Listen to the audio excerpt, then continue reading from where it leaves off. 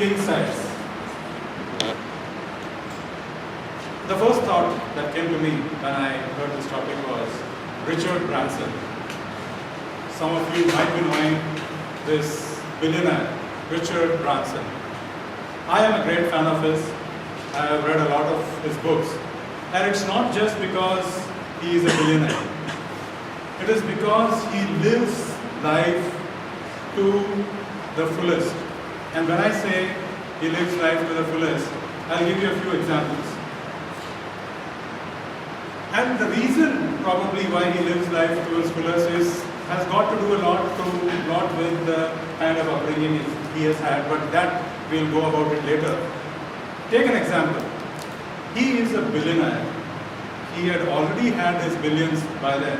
In 1991, he crossed the Atlantic in a hot air balloon. It had never been done before.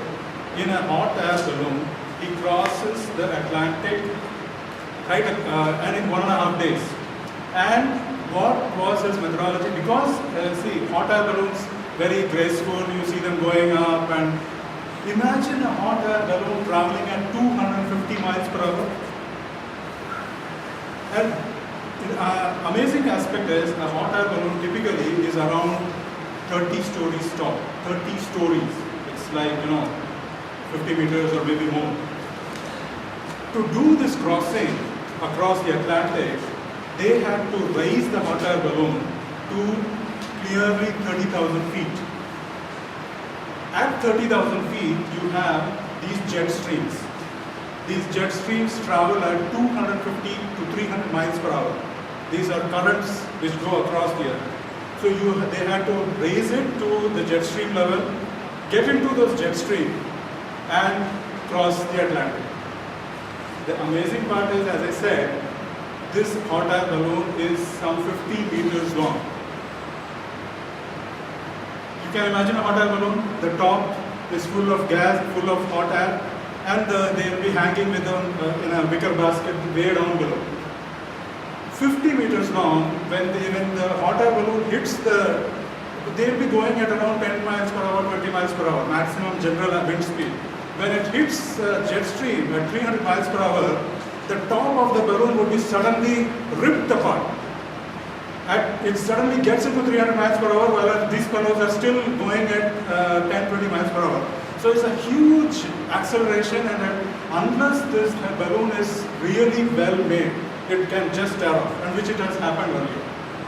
So this guy, who has already made his billions, he takes such a risk. And not only that, this was about getting into the jet stream.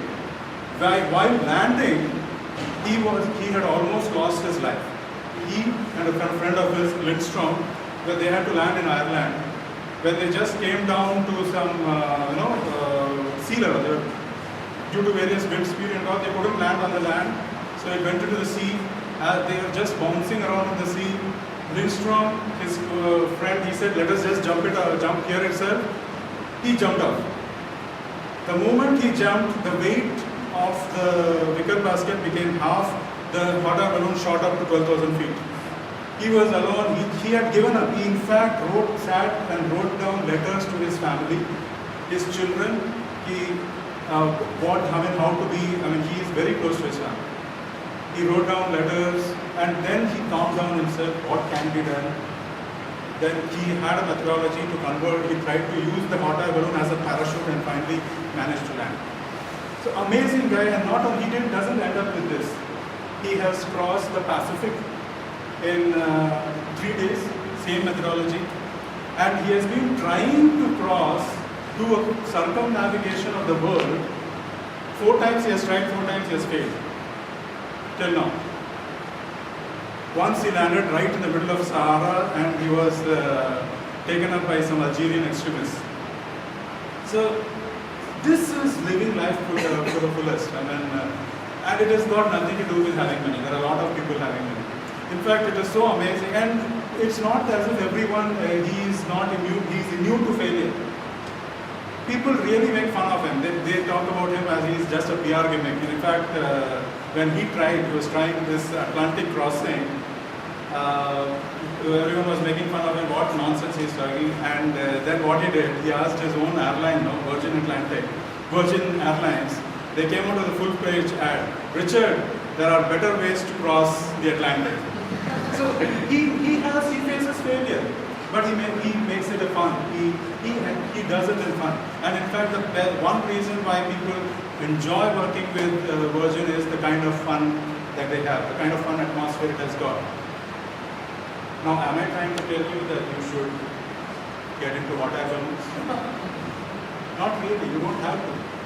But to live life to the fullest, all you have to do is use the best that you can of your resources.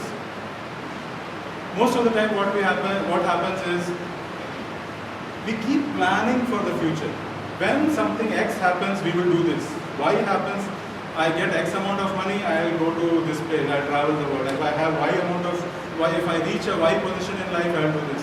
But what about the now? I have an auntie, a neighbor of mine next door. She's 70 years old. Her son, in fact, is about as old as me. And you should see the zest she has for life. She has never worked in a corporate. She has been a housewife. And she enjoys making these trinkets, these earrings and fully, and she doesn't even like to ask people for money when she sells it, but she just enjoys it.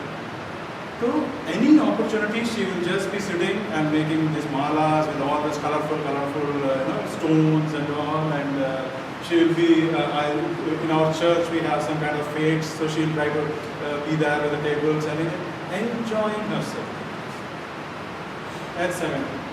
So that is what perhaps would my definition of being living life like a living life king size would be, to not to get carried away by these external demands that are made of us.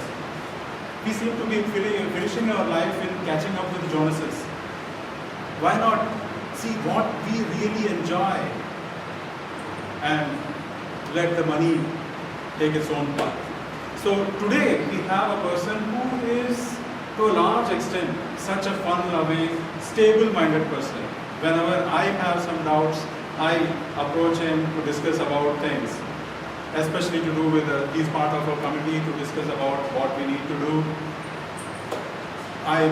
He's my, right-hand man, wazir, that whenever you need something to discuss about, I approach him.